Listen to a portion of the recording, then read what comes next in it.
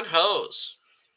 Welcome to the Rivalry, your weekly one-stop shop for all your NFC West needs for the most northern teams in the NFC West mainly, but maybe we'll get into some of the southern teams. I'm Joe Stevens with SeahawkTalk. To the left of me is Ryan with No Border Sports. How was your weekend? Well, it was better after we beat the Patriots.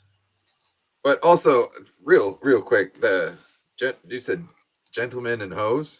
Was that No, ladies and hoes. The men are the ladies? hoes. Oh, okay. Well, I just want to say, pimp him if you got him. You listen up, women. yeah. Getting on your game. Game is to be sold and not told. Um, Tell me, yo, ladies, long time no see. What's up, Spongy? How you doing there, buddy? What up, Sponge? Let's talk about how your feelings are after week 4. Well, supposedly Christian McCaffrey will be back sometime in a month. I heard 9 weeks. Yeah, I heard early November. It's look, don't hold your breath. Don't hold your breath on any timeline. Yeah, you're gonna die if you do that. Don't actually do that. So when I researched, actually used AI to research. So take this with as much grain of salt as you can. But if you've heard same thing from actual doctors and people who are smart, then maybe that's where AI got it from. But they said pretty much 4 weeks, 4 or 5 weeks, maybe even 6 weeks, depending on the severity, depending on the person. So if they're just giving him stem cells, just the stem cells, it's going to take a month, maybe, a month and a half. So, and that's not with surgery. With surgery, I think it was like 3 months. So, yeah, that's what he had to tell. I think that Mason. I keep wanting to say Trey Mason for some reason. I don't know who Trey Mason is. I don't know who Trey Mason is. I better look that up. I'm pretty sure he's a Rams player from like the early 2000s. I'm gonna look that up really quick. Yeah, definitely was selected in the 3rd round by the Rams in the 2014 draft. Jordan Mason seems to be doing quite all right for you guys. Baller. Yeah, so but he does. Let's be honest, he doesn't have the versatility that McCaffrey has. I think that's one thing. McCaffrey's kind of a jack of all trades, right? But I'll tell you what, if I'm a linebacker in the NFL, I'd much rather see Christian McCaffrey coming at me and looking stupid than Jordan Mason running straight over me. Or into me every play. Because if he's getting into the linebacker, which he is, he's usually getting 5 yards a clip. That's who's having to hit him, is the linebackers. And yeah, he's a load. Not a guy you want to have to deal with all the time because, man, that shit is rough. So it is kind of cool seeing a guy, that was supposed to be a backup all season, right? He was obviously going to get his touches, but not like a RB1, It is we've been kind of screaming. Cool. We've been screaming for him to get his touches over the RB2 like all last season. We didn't. Elijah Mitchell could have been gone last season and nobody would have batted an eye. And we would have been excited to see Jordan Mason because we really fucking love this guy. It is kind of cool to see a guy kind of come out of nowhere and not really nowhere, but nowhere on the national scene, right? Like me as a Seahawks fan, I'm not going, oh, fuck, maybe this guy is awesome. Some 49ers fans, like casual 49ers fans, might not know about him. Yeah, so but I don't know. It's cool to see him come out. Probably do. So, how is Ayuk performing? I guess let's week 4. How did he do last week? I kept trying to turn on the game. I watched the Patriots kicker kicked like a 63-yard field goal, and I was like, yes, the comeback is on. I texted Jason, Captain Niner, or whatever, Jason. I got to give a applause for that kicker and that long-ass field goal. Dude, and what a fucking beefcake of a man that kicker was. They showed him afterwards, and I was like, dang, he's ripped. What is up with that? Yeah, applause for that kicker. I thought it was way short. My fear, obviously, I'm rooting against you guys. I'm like, oh man, he's gonna kick it short, and they're gonna return it for a touchdown. That was my fear. And then when I thought it got blocked, I watched it on replay once too, and I watched it live and on replay. I still didn't really. You don't really see the ball until it actually sneaks past the goalpost. Yeah, so I thought it was blocked for a minute. It was so low. So it was like 5 yards. It made it by like 5 yards, something like that. It wasn't a lot. It could have been 4.5 yards. It could have been 3. But he made it. He made it. Yeah. How are you feeling coming out of the game though? Injuries aside. Well, let me just say, during the game, I was very confident until they went up. Until they went from, what was it, 3 to 10? I think that's how it went. Once they pulled within 10 points, I was like, oh God, what are we doing here? And then we just kind of stepped on the gas and created distance. And I was like, okay, all right, good, because we should be destroyed. A lot of people are like, woo, yeah. No, that's what it should have happened. Okay. Even with injuries, that's what should have happened. Well, and that's how, not really getting to the preview yet. I mean, that's how I feel about the Giants next week. I said it yesterday with my, on my episode with Zach. I mean, like, I wasn't mad about the Detroit loss. We have so many injuries. I mean, that's a legit football team. You guys know it. I know it. That's a good measure of what team you got. It's exactly, and we competed all game. If not for a few key moments, and maybe if the defense didn't only have 5 starters in, it would have been a little bit of a different game. I think Gino's gotten more accurate since last year. I remember. No, wait, not more accurate. He's gotten better under pressure, I think. Yes.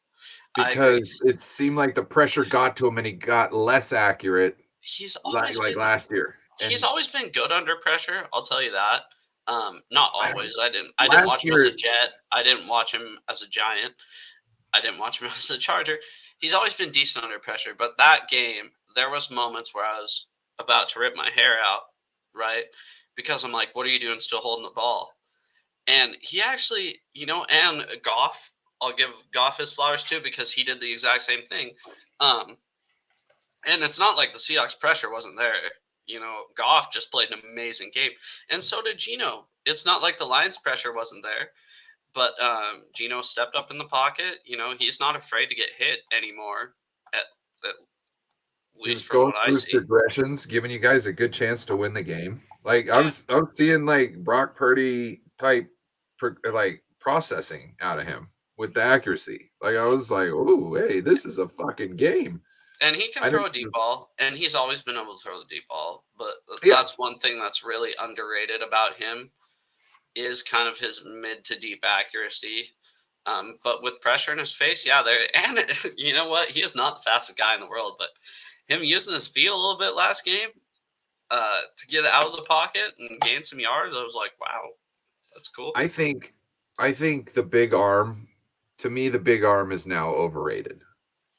I wanted that with Trey Lance. I thought that was just going to be a game opener. It was just going to just turn things up. I'm not putting this all on Trey Lance. I'm just saying, as far as the big arm goes. I'm just kidding. No, but sorry. Every offense can scheme a guy open here and there, right? Yeah. It depends on how good you are at knowing when to call what play is, how many times you're able to scheme them open on, the certain design play and hitting the right defense at the same time. Mm-hmm. But once you skip scheme them open, if you get them in space, it doesn't matter if it was a 60-yard air ball. It can still be a 60-yard ball. So I'd rather have somebody who can be accurate. And like, as long as you can throw accurately more than 10 yards and you don't bring 8-man down in the box constantly when they know you're going to throw, then you know what I mean? That's as much of an arm you really need to have, as long as you've got a good enough scheme to get people open and you know who to get the ball to at the right time. So yeah, I mean, yeah, and it's not just Geno, right? I think DK, other than the fumble, played another awesome game. I think Walker played an awesome game. The offense as a whole, under Ryan Grubb from Washington, and like I said, going into the season, I thought it was a pretty underrated hire because of what we saw him do in Washington the last 2 seasons. But now the national media kind of saw it. They're like, you know what? The Seahawks didn't win, but holy shit, they can compete with the Lions, right? And they were seeing that and going, oh my god. And Lions are the Lions have been America's team the past 2 seasons, if we're being honest, right? Everybody fucking hops on their dick. And I started disliking the Lions when everybody started liking the Lions. It pisses me off. I said this during the game, so they show like all the Detroit celebrities there, right? All of the 2, Kid Rock and Eminem. uh, Where were those guys when they went 0-16? I guarantee they weren't fucking going to the games, but they hop on the bandwagon, right? They're like, oh, the Lions are good now. Go ahead. Yeah. I think they've always repped them. But no, I never saw them at the games. Yeah, fuck them, dude. Fuck people like that. That pisses me off. If you're not going to go to the game if we're 3-13, don't go to the game if we're 13-3. And Niners fans? That's something Niners fans have been critiqued about. Yeah, they have, because you know what? I remember it was really bad for a couple of years. Well, I remember the Chip Kelly era. God. Chip Kelly, and then what? Dennis fucking Erickson. Are you kidding me? Dennis fucking Erickson, the guy who couldn't work with the Seattle Seahawks, the guy who had one good season with the Oregon Beavers. I know you think it's miraculous that somebody could have a winning season with the Oregon Beavers, but chill. Pump the brakes. Oh, Dennis Erickson, that fucker. Real quick. Your game on Monday night, there was a defensive back, number 23, Carlton Davis III. For the Lions. Just getting worked a lot. Well, you remember what quarter was it? The first or second quarter? He gets either a pass interference or holding. I can't remember. I think it was pass interference. It was like in the red zone, and he's like denying he did anything, right? And he's like getting like aggressive as fuck with the ref. Like he's looking like he wants to throw down with the ref, and like his own players are having to like push him away and kick him out. And they replay the play, and I think it was DK he was grabbing. And he was lined up on DK. You see his arm, it's like, you're really going to throw this much of a pissy fit when you are actually guilty. You're going to try and like, I'm telling you, he wanted to throw down with the ref over this shit. And it's like, you're that wrong and you want to. I saw it. Now I remember what you said, wanted to throw down. But here's my thing. Me as a Seahawks fan, there are a few missed calls against the Seahawks in that game. You should see the Niner game. Oh. It was against the Patriots. Who gives a shit? I thought after the game, I'm just a biased Seahawks fan, right? I go on Instagram. I don't really go on Twitter much unless I'm either sick or drunk, in which case I tweet often. But I go on Instagram. The first thing I see is NFL memes IG talking about, the Lions are the new Kansas City Chiefs when it comes to penalties and stuff. Oh, Jesus. And that was a lot of national, like Instagram accounts, kind of like, funny accounts, were really talking about it. And I was like, holy shit. I can't believe that, because DK obviously caught that ball that they could have went to review. the 2-point conversion. By the way, I'm not saying they should have went for 2. Okay, go for 1 until you have to go for 2. I'm not a risk taker. And then that pass interference in the end zone they missed on that same Davis. I think really what the best strategy is to, at any chance, always try to get it between a one score difference. Mm-hmm. So if you're going to need 2 scores, don't worry about getting the extra points at that point. Just it wasn't that. It was it was. You know what I'm saying? That's my made it 21-28. There's no point in trying to make it fucking 22-28. And then the announcers, I love Joe Buck, Troy Aikman. Sue me. I don't give a shit. Okay, fucking everybody hates him.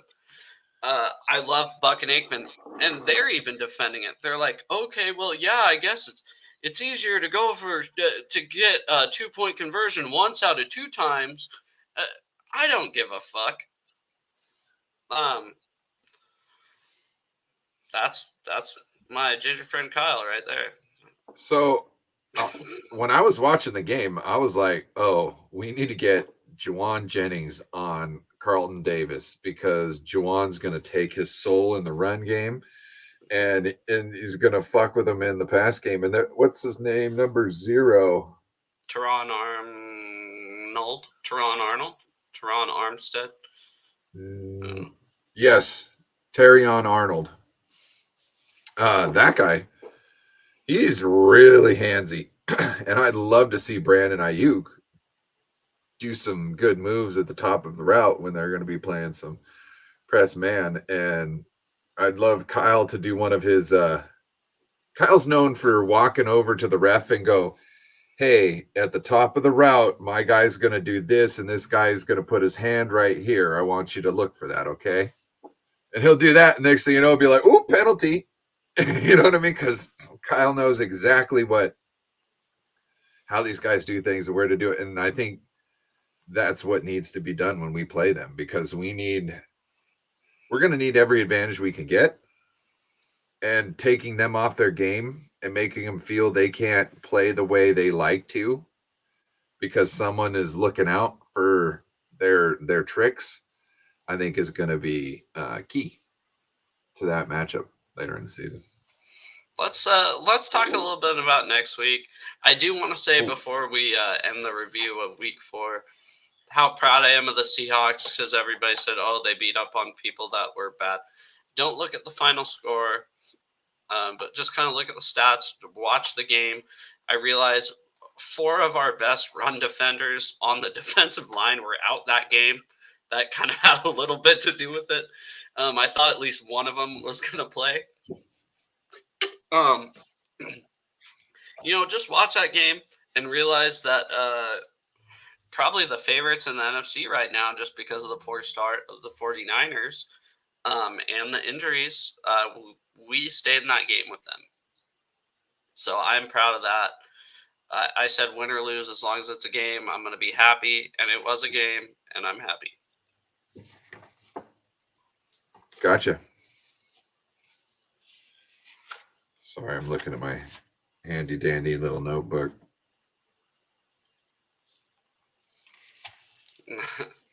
Forgot to update the score. So looking forward, right? What's up? Moving forward, we'll get to the 49ers first. Okay. You guys are playing my second favorite team this weekend, the Arizona Cardinals. Yeah. Yeah. So who knows what we're going to get here? We got like 4 guys that were questionable. It's gotten so bad that I really don't even like keep track of the injuries at this moment, because I don't want to like be depressed. And especially when they're all like, they didn't practice, hope to practice. This is also like Tuesday and such. We got a short week. Wait, right. Do we have the short week this week? We play Sunday and then you afterwards. That's right. I know, can't wait. I'm so fucking excited. You might not want to be. No, I'm stoked. I promise. All right. But yeah. We have so many guys who are like game time. And supposedly Kyle said that they're not going to be like worried about sitting one guy so he's good on next Thursday. Oh shoot. I got to get my nephew's presents. Shit.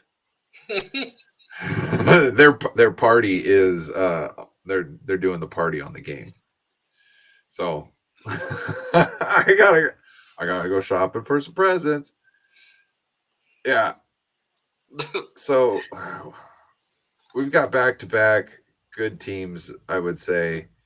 Not necessarily great teams, but tests. You know what I mean? Especially with how we're wounded and limping into these. So I think they're almost like head-to-head matchups. Like there's no, I don't know. Depends on who's hitting the field because they're talking about Ricky Pearsall. They're not going to activate him immediately when he's available because he's not ready yet. How is he not ready yet?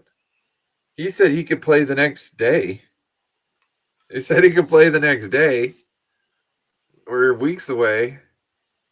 They asked if any of that had to do with the previous shoulder injuries that he had. They said no. So we're basically going to abuse the injury system. We're going to tell everybody about it, and then we're going to get in trouble for doing it. Is that what they're saying? What do you mean? I'm not tracking you. They're basically saying, okay, instead of making him a healthy scratch, we're going to say he's not ready to play because he got shot in the chest, or what are you saying by that? Sorry. I don't know. It does, none of it would make no sense. That would make it seem like they're kind of. I don't know. You know what do you understand? Kyle's done weird things before where he just sat rookies for no reason. So there's like we had Ronnie Bell, which we'll talk about later, but Ronnie Bell, people were like, get him off the field.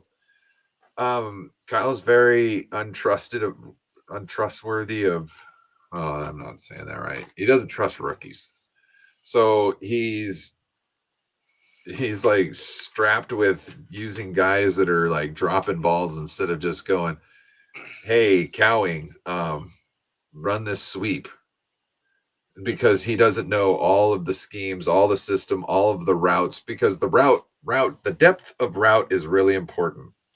Because if you aren't in the right place at the right time, Brock's pass is going to be inaccurate. But you know what I mean? Even though it's not, because it was supposed to be in this certain spot because you were supposed to run this route, but it'll look to everybody else like, why the fuck did he throw it like that? It's so off. Yeah. So that's what he's worried about. And it's like, who gives a shit? Just don't make him fucking responsible for anything other than like running sweeps and doing a couple of things he knows how to do. You know what I mean? Like, yeah, baby and steps. For one, especially like you said, Pearsall, right? He's a rookie. He spent all this time doing nothing. He should know the playbook like the back of his hand, right? Front to back, back to front. He's also really good at route running. It's really clean. I'm sure he could get the distances down. And he gets hurt a lot. And when he's not hurt, he gets shot. Yeah. We got to get him going so he doesn't get shot again. God. Sorry. That would suck if he's like, they cleared him to this and that. He's like, cool, yeah, I get to finally start everything. Goes out clubbing, gets shot that night.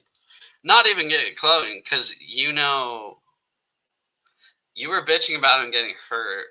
Like, right, obviously you're bitching about him getting hurt right before he got shot. And then he gets shot. And I remember it was August 31st because you texted me. It was the Huskies season opener. And you said Ricky Pearsall got shot. And I just responded, LOL, saw it. And I was such an ass for that. But I didn't think about the fact that I probably already saw it. So I knew he like didn't die. And you were like, Ricky Pearsall got shot. And I'm pretty sure I just responded with like, LOL, haha, or something like that. And I felt like such an ass the next day. Not even the next day, like 5 minutes after I sent it, I was like, oh, I probably should have been like, oh, that sucks. Well, I was expecting a wow. You know what I mean? Like, sick. You know what I'm saying? Oh, wow. Can't trust anybody in California, dude. Bro, had some, I guess their customers come up and tour our shop today. And there was a guy with a young kid with a Raiders hat on. And I clocked out for lunch and I walked right past him. I said, bang, bang, Niner gang. Should just get my fuck you. No, I'm kidding. Well, that's what it was. That's what it was. That's pretty good, Zach. This is the guy who does the Tuesday shows with me. Goes to Halloween party as Plaxico Perez. Yeah, that's a good one. Plaxico Perez is so fucking stupid. Anyways, back on track. How you feeling about this matchup against the Cardinals? I think Murray's going to bring his A game. They're going to beat you guys. We're going to be up 2 games ahead in the NFC West again. And then, I don't know, just play catch up all season, I guess. Yeah, sounds exactly what you want. Okay. Yeah. Because that's not what's going to happen. Go ahead. Tell me what's going to happen. Tell me what's going to happen.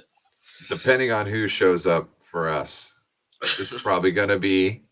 You mean literally or you mean like literally who shows up like on that's literally. Not hurt? Okay. Yeah, literally. Sorry, I didn't know if you meant like, you know.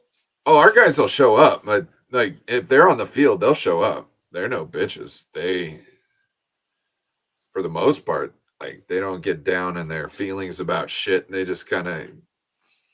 They've had a couple times where they got fucked at every turn, but I digress on that. No, I think it's going to be a hard-fought game. I think you're going to see the Cardinals come out and want to run the ball a lot against us, and they might even be doing it with Kyler Murray at times. Fred Warner might not be playing. He may or may not be playing. Oh, that's going to be terrible. He's a shining star. Because I did watch a lot of that Patriots 49ers game. And what I see from that guy, he might be the best all-around football player on the team. Yeah, he might be the best defensive football player in the league. Yeah, for sure. I agree. Positionless, obviously. I mean, everybody puts their stars on the edge rusher guys. But yeah, as far as like, if I'm a Madden Raider, right? If I'm just rating guy based off of all their attributes, I'd put Warner up. I don't know who else I'd put up there realistically with him. Yeah, he affects both phases of the offense in the run game and in the pass game. He had this crazy pick when I was watching it. I think that this week or last week. This is the other thing too. When you don't catch an interception on the run, it's really hard. It's really hard to score a touchdown off of it. And with him and the rest of the team.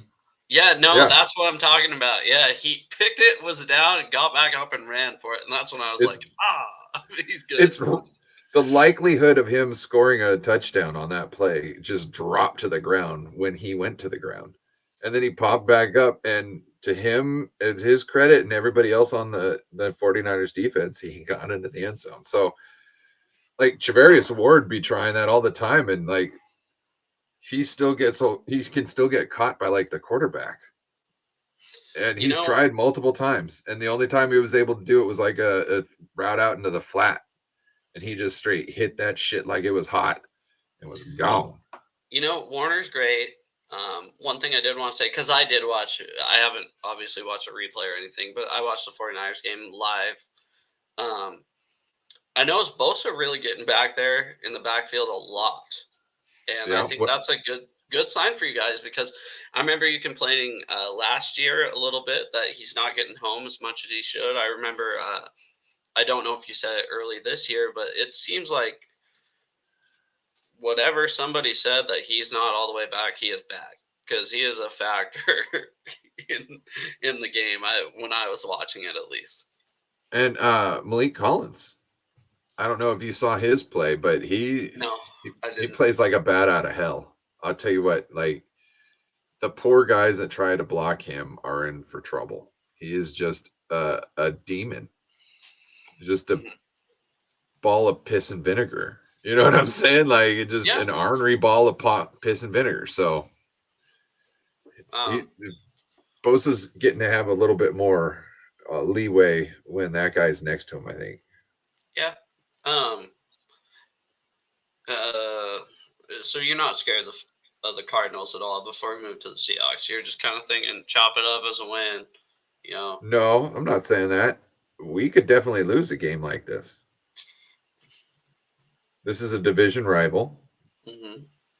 They're gonna know, like, even though you got new coaching staff and stuff like that, there's still certain stuff that's in the building that lets you know what people are doing. You know what I mean? You got tapes, reports, all that type of stuff. So I feel like it's just another divisional game, and most divisional games are never any sort of they're not anything you can just be like, oh yeah, this is a guaranteed win.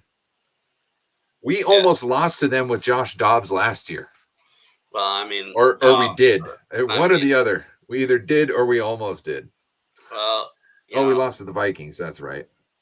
When Dobbs was on the bike. No, it wasn't. When it was Cousins on the bike. Cousins. Yeah, it was a primetime game too. It was a fucking primetime game. You know, he's really coming around when it comes to primetime games, because he won. Last Monday Night Football, not this one, but the last one. Dude, I'm sick and tired of the picks. Anyways, we'll get to that. I will leave it at this with the Seahawks. Not barring injuries, meaning Seahawks show up with the same group of injuries that they did last week. I will be astonished if we lose this game. This is a team that's going to be pissed off, right? We didn't play as good as we should against the Lions. We're ready to show that we are dominant, right? I think the coaching staff and the players feel that way. I told Zach this yesterday. I wasn't happy to lose to the Lions, but I was happy we were in the game. I was happy with a lot that I saw from the offense and the defense. I made an excuse for that. We had so many starters out, but you lose to the Giants, I'm going to be pissed off come Sunday night. There's no excuse to lose to these guys. They suck. So I'm not worried about it. Really until you lose to them, then it's time. I told you I'm pissed. I told you if we do lose to them, I will be absolutely pissed off on Monday, because there's no excuse to lose to this team. Yep. I'm sorry. Standout performers from last week, obviously DK and Walker. Kenneth Walker looked amazing. Talked about Geno Smith at the very beginning of the show. I still like Woolen and Witherspoon. I think they played a decent game. Kind of the opposite of a standout performer was Dodson, number 0, the middle linebacker. It seems like his run fits aren't really there, like football instincts-wise, which is kind of terrible. Other than that, everybody basically watched the game because Monday Night Football. And there was actually 2 games on, but it seemed like the nation didn't really want to watch the other game, to be completely honest. It seemed like everybody's eyes were on Seattle and Detroit and not the battle of 2 shitty teams, one with like a 4th-string quarterback and the other with a guy that sells mayonnaise for cologne. So don't know what. I kept looking. I didn't even watch the first part of that game because it started at 4. The Seahawks started at 5, 4:15, 5:15. I kept looking. They had the score in the corner the whole time. And at one point, it was like 6-3. I was looking at my friend that was watching the game with me, and I go, "You sure you don't want to change the channel?" He's like, "Oh, I think we might have to soon." Just being a smart ass, obviously. But yeah, the nation's eyes were on us, and I think DK gained a lot of respect that game, other than the fumble. Dude, that's the part where I was like, God damn it, DK. Like, but you see now what he can do, right? With an offensive coordinator that actually utilizes him, because no, go ahead. Well, there was something else I noticed. Like, his holding penalty that got that first down taken back. When he figured out which ref it was, he was complaining to him like, you can't call that from back there. I was like, DK, shut up, dude. Just fucking understand that you got hemmed up. Don't be talking this shit.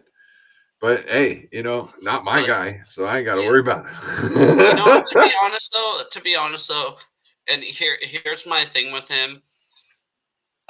As far as kind of the dumb penalties and arguing and stuff, at least he cares.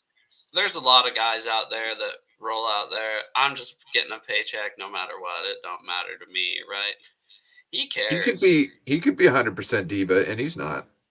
Yeah, I mean, he could be full diva. No, he is a diva, but I feel he could be full diva.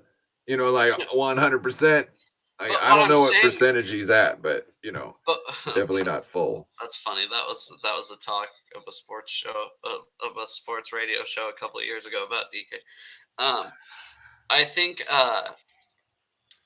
the real difference between him as a diva and a player like Terrell Owens as a diva or Chad Johnson as a diva is they were so individually focused, and that's what made them a diva. If the Seahawks are up 35-10, DK's still out there blocking. He's not bitching that he's not getting the ball, right? He's not bitching about calls. It's whenever the game's close, and that's the problem, is I think he cares. Dwight Schrute works too hard, cares too much. That's DK sometimes. Yeah, pros and cons. Cons, works too hard, cares too much. That's DK right there. And I'm for that, right? At least he cares. There's guys like Devontae Adams out there right now with a hamstring injury because they don't want to play for their team. Murderer. He said Joe's killing the realist in me right now. So he's saying that because I said the 49ers were going to lose to the Cardinals. But yeah. Any other standout performers really for you other than Warner? Mason we touched on. Bosa I kind of touched on. Gave him his flowers even though I hate it. Anybody else from last week? Yeah, Purdy. No, he doesn't deserve the respect. Okay. Really, go back and watch it. No, that's one thing that I just don't. The stats aren't really there. That's why I said watch it. And that will bring us to tweets of the week. We'll start out with the 49ers one. Here it is, Brock Purdy and Patrick Mahomes versus the start of last season. Identical record, Purdy with more passing yards, more touchdowns, less interceptions, higher passer rating, and higher yards per attempt. The only difference is a Super Bowl fucking ring. yeah, that is quite a little bit of a difference there. But I'll tell you, I don't think Purdy's amazing. I don't think he's Patrick Mahomes. But the more that I've come on this show, the more that I've talked to 49ers fans, the more I think that I think Purdy's good, right? I think he's really good. I don't think he's Mahomes. But I think the fact that Kyle Shanahan's offense is very effective and the weapons around Purdy are very effective, there's no reason why they shouldn't be in the Super Bowl if everybody's healthy. I think you should watch more tape because he does. I don't know how to explain this. Without it being a 70-yard pass, he does some of the same shit. Mm-hmm. Like he scrambles out, does the like. It's not. Half the reason Mahomes is known for this shit is because the score is close. Brock Purdy doesn't really get to have those moments where, everybody's like, oh my gosh, it was this and that, because we're normally leading. It's usually, in the first drive where it's like, that's the closest. And let's be honest, at this point, Patrick Mahomes has 3 Super Bowl rings and has been to 4. Yeah, I think right. that's a huge factor in this. But what I'm saying is, like, he makes the same type of, like, third down fucking back against the wall play. It might not be. He doesn't as flashy, is what you're saying. Yeah, it's not as flashy. It's just. But it's just as efficient. Right. And if you look sometimes the windows that he's throwing in, I don't see other people throwing in windows like this on a regular basis. Mm-hmm. You know what I mean? Like,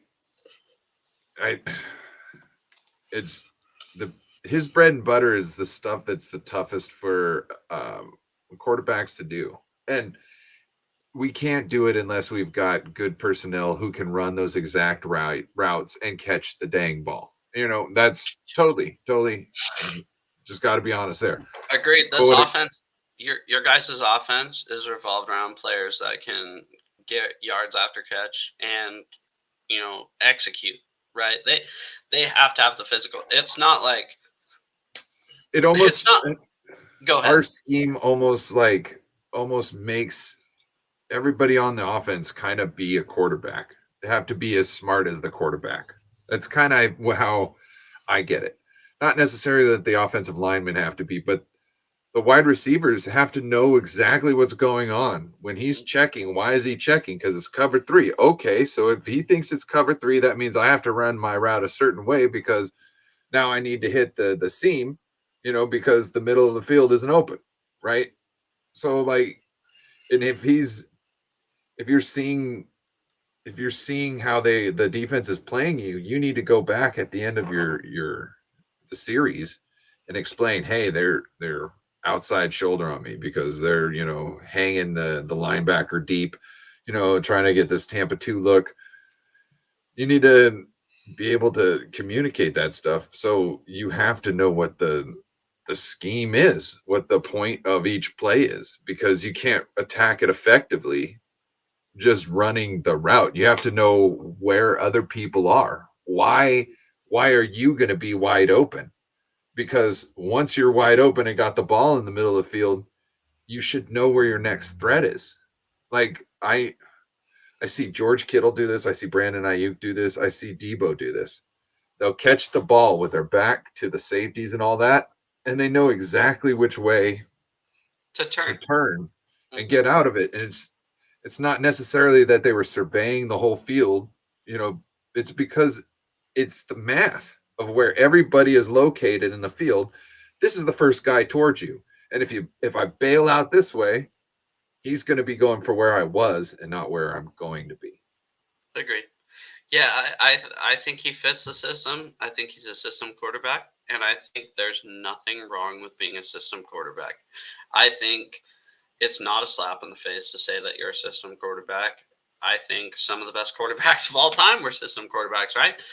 You can put Russell Wilson, for example. Nobody thought he was a system quarterback. Let Russ cook, right? Until you see Pete, who doesn't protect him anymore, right? Who's not there, obviously. He gets traded to Denver. And you don't have Pete protecting his weaknesses. I think that's when you see why being a system quarterback is so important. And I think Purdy's part of the system. And if you work in the system, great. Perfect. if you're doing what you're supposed to in a system, you are a system quarterback. But That's no, the it's not even a slap in the face, though, is what I'm saying. Like, what I'm saying is that's like it's like a non thing to me. Is mhm. like game manager I think is better because I think game manager shows that your your key is delegating. And what I mean by delegating is getting people the ball. You're the point guard, right? That's a quarterback's job. Yep. So that's I don't find anything wrong with that. It's not talking about where you're delegating the ball to. Like Brock Purdy had a over 30 air yard throw on Sunday. Hmm. It doesn't matter where you're getting that ball to, as long as you're getting that ball. And it's the Out. end result, right? Is what really Right. matters. I think so. That kills me. I've never really talked about this on the channel before, but I think the game manager, assistant quarterback, when people argue about it, it's such a pointless thing. It's either you're performing or you're not, realistically, in my opinion, right? And is Purdy performing? Yes. So who cares if he's a game? Consistently. So yeah, exactly. Consistently. And so who cares if he's a game manager or not, right? It's Right. effective. I think that's what kills me is see because you get so many it's not just in San Francisco or Santa Clara, sorry. It's in Seattle too with is Gino just a game manager? Is Gino well, yeah, but if he's effective being a game manager, who cares, right? Yeah. If we can win football games, at the end of the day, the only stats that matter and advanced stats for all I'm concerned is wins and losses. Is he winning you the game? Yes. Okay, he's doing his job. I mean, it's Is, not like we're winning 3-6 or anything. Obviously, I mean not there has to be a major outlier in the statistics for me to start like really, going, okay, well, maybe if we, start a different quarterback, we could win by 20 and not 3. But, I if I were you, I would love the fact that I had Geno Smith right now. yeah, he's making nothing. There's not another quarterback out there that I would be able to get that I would want to have if A I'm gonna veteran. get right a veteran or just on the couch. There's nobody out there that I want. I would rather go younger, and he gives me a good chance to start taking like late round quarterbacks and seeing if Yeah, I got any exactly. gold here. And And then he and when has I such get a good closer to his attitude. retirement age, then I can start wasting higher picks on it. You know what I mean? Well, and when he has such a good attitude about it, he talked like, when they asked if they draft a first round quarterback, what's your reaction? He goes, I'm going to treat them the way that I wanted to be treated when I was a second round pick coming in and I was expected to eventually take somebody's job, right? Um, because he's been on the other side of that too. Yeah. And he's not like Rodgers. I think Rodgers thinks he's too good for it, even though he's 90 years old. Um, anyways, next tweet of the day. Sorry, guys. Tweet of the day. Only 2 receivers have had 100 plus receiving yard games in 3.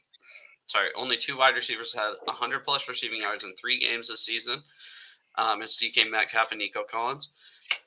This really shows the last time I really remember talking about DK a lot was when week 1, when he only caught like 2 balls for 30 yards or 3 balls for 30 yards, something you remember. And we're talking, okay, but what if he doesn't get in like we think he is? Like, is he really worth paying $25 million a year? And I think he showed everybody, aside the fumble guys, and I realized that was a big play. He's worth every penny you're paying him right now, because you see receivers getting paid a lot more money than him, not having as much of an impact as he has. But go ahead. Sorry, that was kind of my point with this one. I kind of like to see where he's coming finally It seems like he's kind of on his path. It's the offensive coordinator. I mean, let's be honest, because you had Pete holding Waldron back, which I can't believe he has a job with the Bears right now, but Pete holding Schottenheimer and Waldron back, right? And a few of them have said, you know, when you have Pete kind of micromanaging your offense, even though he's the defensive guy, you can't really maximize your potential. And I see the opposite here going on right now with Ryan Grubb running the offense, where Mike McDonald says, okay, listen, the defense, that's my thing. You take care of the offense. You guys score points however you need to, right? Obviously, don't throw 4 interceptions in a game or anything like that. Well, I got a question. What? One thing I've noticed is they're taking a lot more time. The play clock is ticking down a lot further. I wanted to talk to you about this. And they got the penalty, or was it the delay game? No, I think Gino took a timeout. Okay, so it seems to me like I like the fact that they got this whole come out, get in your stance, have the defense show you their look, and then you turn to the sideline and get the real play. I was going to bring it up. Yeah. I like that. What I don't like is losing yardage because of that shit. So, like rarely has it happened though this season. I mean, it's only been 4 games. I'm just saying, in certain situations that are crucial, there needs to be a, you know, like if you're in the hurry up, if you're in the last 2 minutes, like you just got to run it. You know what I mean? You got no time to be playing this cutesy shit. You just got to run it, get shit going. I think that also has to do with the fact that these guys have only been together 4 games, right? He was sitting there waiting for a play, and the offensive coordinator. No, that was the one where the ball got snapped. Was that? Oh, when the ball got snapped in the red zone on 4th down, and he wasn't ready for the ball. Yeah, I know what you're talking about. That was him waiting for a play. And then the offensive lineman looking at the clock going, we got to go now. Yeah. And luckily, like when you look at the coach. I'd rather take the penalty. I'd rather, with the result of the play, nobody was ready. Yeah. Agree. I'm not going to argue there. Yeah, they should have been more prepared.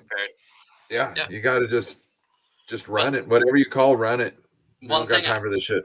One thing I do love that they do in obviously non-hurry up situations is they line up, right? Look around, wait for 15 seconds to happen, because once 15 seconds happens, the communications are shut off between the headsets. That's when they look to the sideline, get their check, and then they run it, which is awesome because now it's something they took from the college game and brought to the pros, and so far it seems to be working. We'll see, though. Yeah, until somebody pays somebody. Connor Stallions. Yes, exactly. Come and steal your fucking calls. Yeah.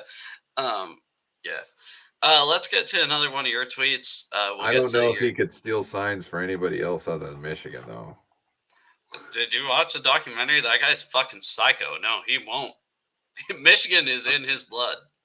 That guy's crazy. I thought I loved the Seahawks, right? You don't love shit. Exactly. I was like, okay, I've been a Seahawks fan my whole life. I love the Seahawks. Like, I do a podcast about it. I do a couple podcasts about the Seahawks. I got all the shit. I mean, yeah, look behind me. Yeah. This fucking guy, I mean, I was like, you joined the military because you think you might be able to coach Michigan one day? I was like, holy cow. And he was never interested in playing football. I mean, he dressed up as Michigan's head coach at 4 years old, where I was dressed up like Max Strong or Sean Alexander, right, for Halloween with shoulder pads on and a helmet. Joe Montana pajamas. Yeah. No, this guy's like, no, I'm going to be the head coach of Michigan. Like, good luck. And He found his way. Let's get to your tweet here. Talked all that shit, give up 4 TDs in 4 games, and then block me. You But like I this love one. the welcome to the CTSPN. Like, bro, you can't talk like about he's that. inviting people into his club. See, I that's what I guess. finally actually read it. Yeah, that's him. Antonio Brown's an absolute idiot, guys. Bro, Um, bro. CJ Gardner Johnson, though, he is soft. He's slipping. squishy. Well, no, he talked all hard, and then for the NFC Championship, got worked, son, worked. And then he comes out and like goes back. All the Eagles are like, "Yeah, I'm so glad to have him back." I was like, "Oh yeah, did you watch the NFC Championship?" Yeah, and he's been like a nothing. I can't get behind Antonio Brown on anything, to be honest with you. I can get by his shit talking. Like he's doing some 50 Cent trolling right here, which I'm okay with his trolls. I'm not condoning anything he has shown women in a hot tub or No, not even that. Not even I'm that. just Just him, saying. just in general. It's a funny tweet. Yeah, it's a funny tweet. I have to Also, say I'm not sure why he's still like talking shit to people. He doesn't play. I think Man. I made a comment to my buddy Eli about Gronk, saying that dude is going to be fucked up when he gets older, right? And I think I have to apologize because Gronk's going to be fine. Gronk is going to be great. He's probably going to live to 90 years old, still talking about 69. Yeah, but But that's just him. He's different. This guy, Antonio Brown's actually fucking crazy.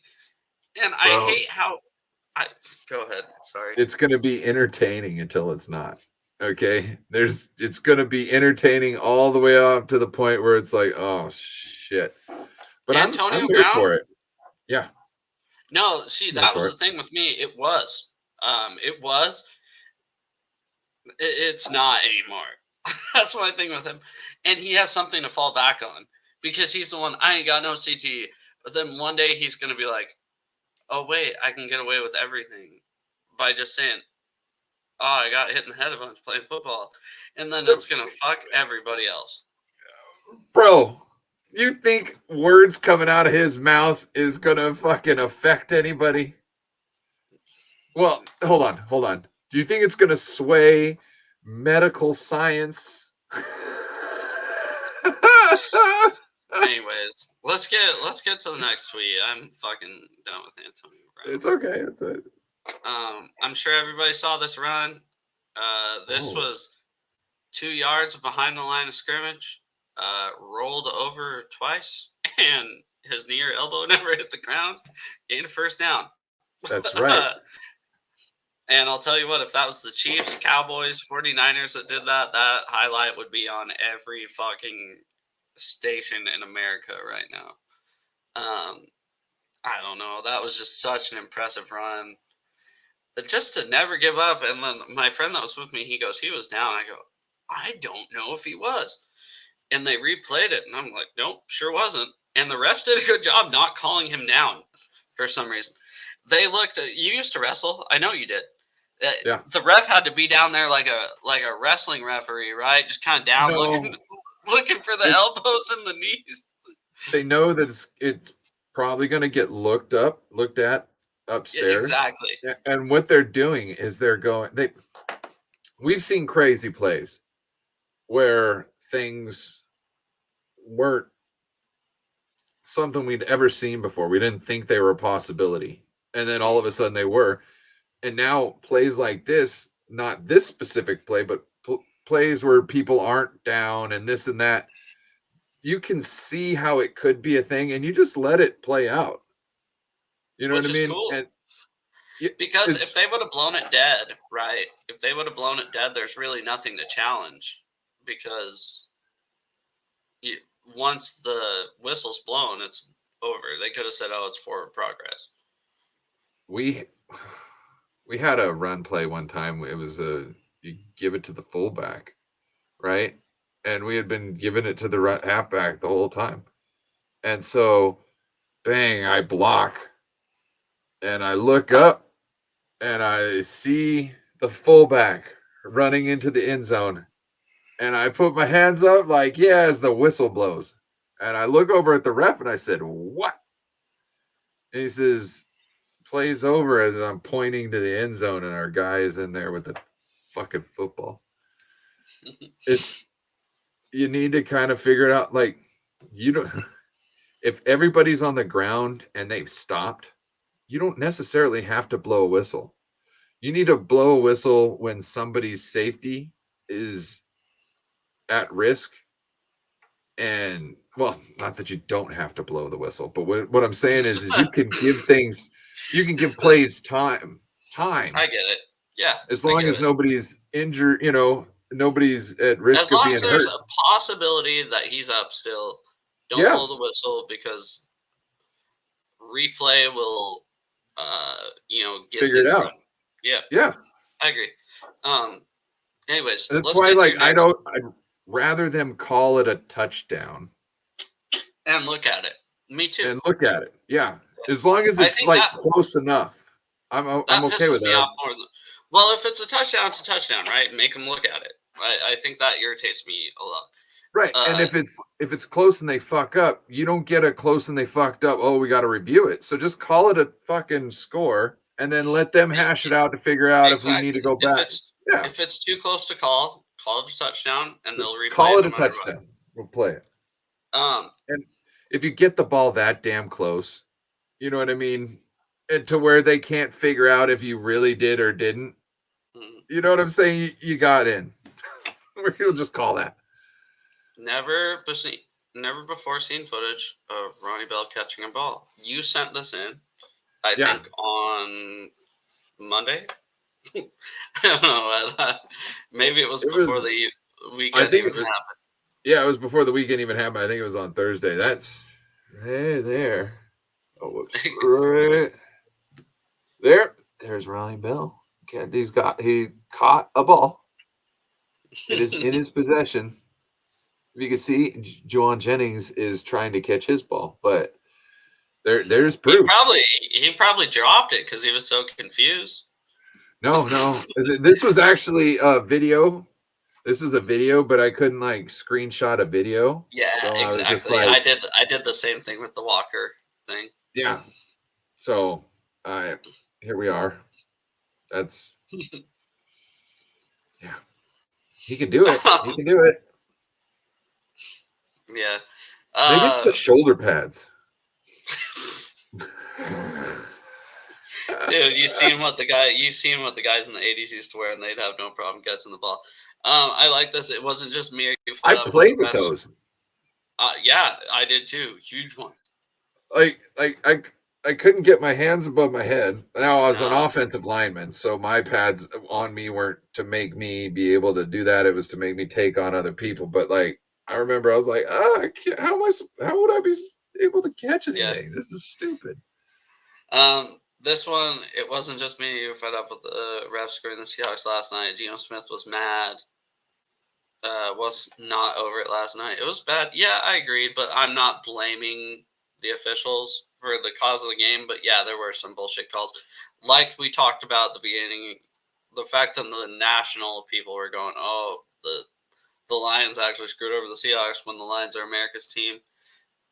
Basically, I mean, whatever. Let's scoot past this. I'm going to get to the final tweet of the day. This whole the Lions as America's team thing is annoying me. Me saying that? Yeah, that annoys me. It's weird. Poll 50 states. Watch it. Poll 50 states put the Lions against a random mass team. See who everybody's rooting for. I'm gonna ask Grok. Okay, sure. Ask Grok. Last tweet of the day, not NFL related. Huskies play Michigan on Saturday, 4:30 p.m. rematch of the national championship be there, be square, basically. Huskies are actually favored by 2.5 points, which is fucking crazy because Michigan is ranked 10th in the nation, and we're unranked. So let's go, Dogs. Let's get this one, and yeah, it should be fun. Closing arguments, weekly picks, anything, injury updates.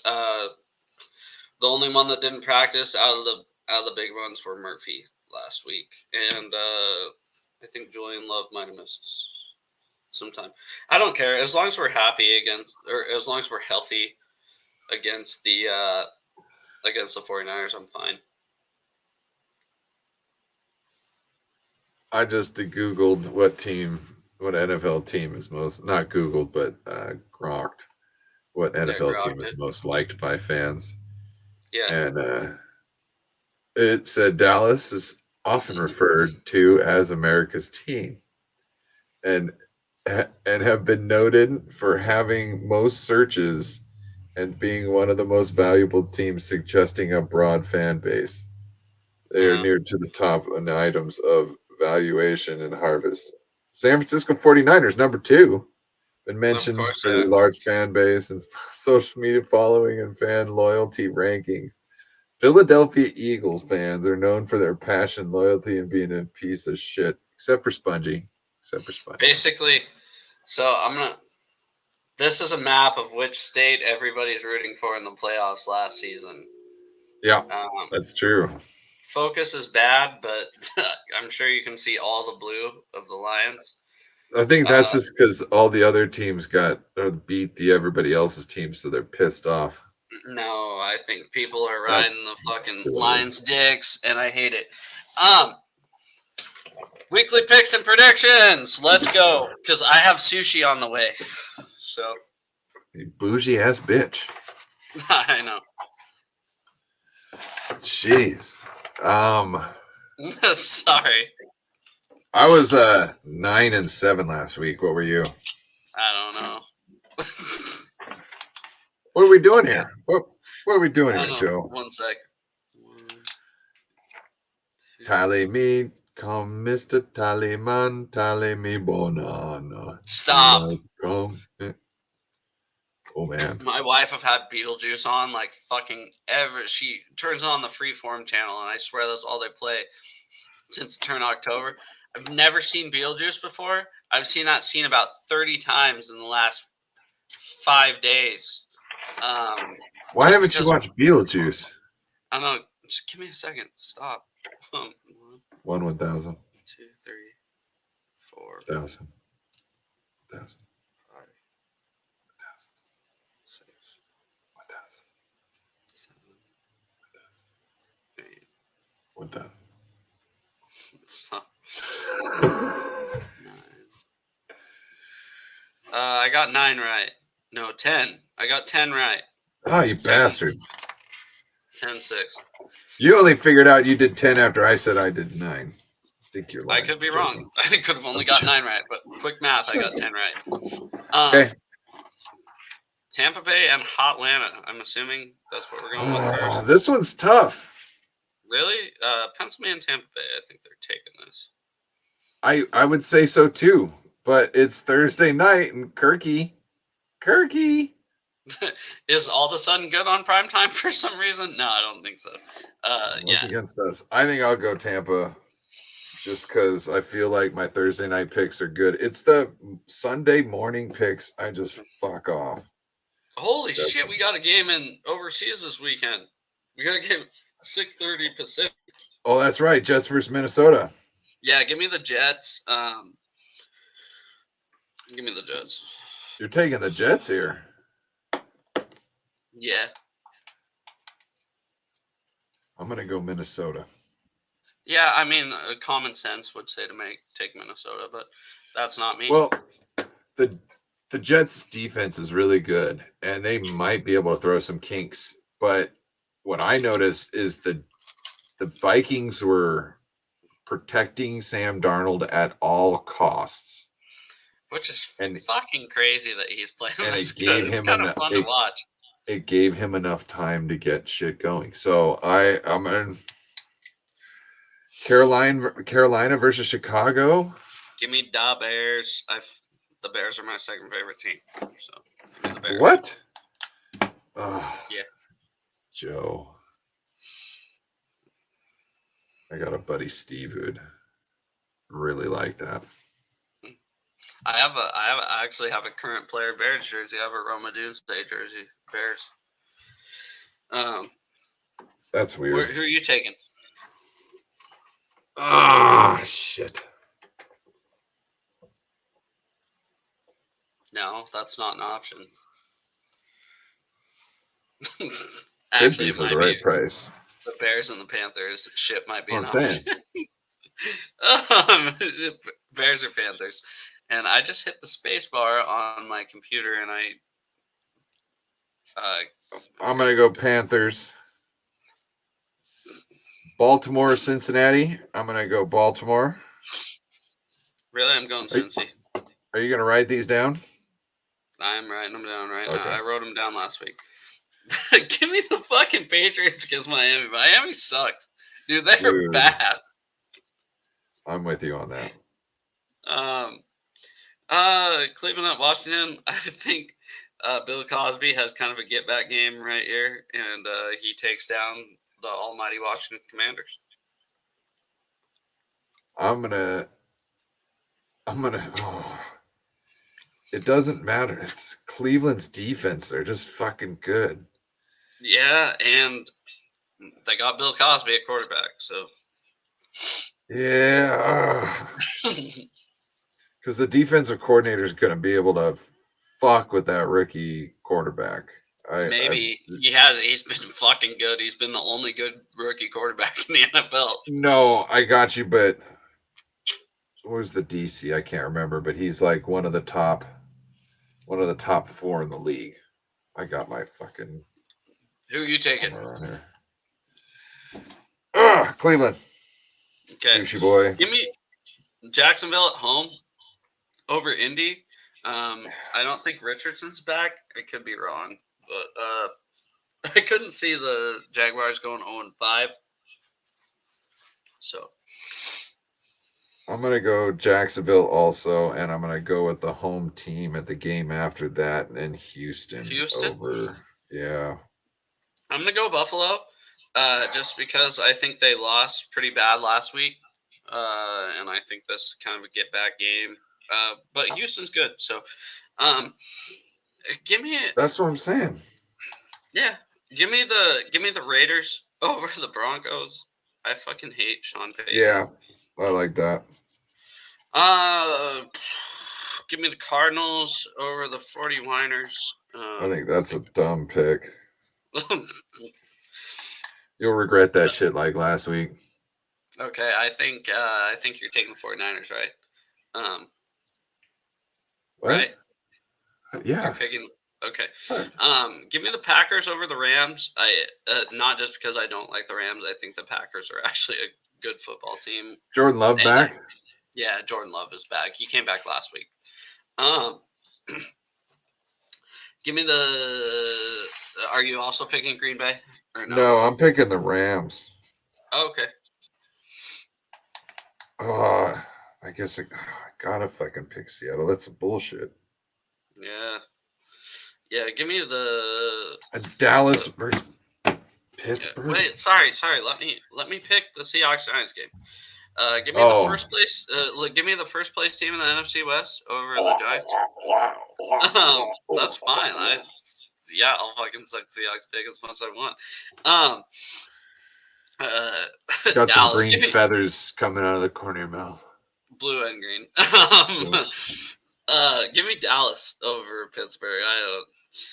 I don't trust Pittsburgh as much as I want to. I know, because that's where I'm at. This is like probably the toughest game of the week here. That New Orleans. Even though we probably got the 10 previous ones wrong. Yeah. But on paper, I think you're going Dallas. I'm going Pittsburgh. Fuck it.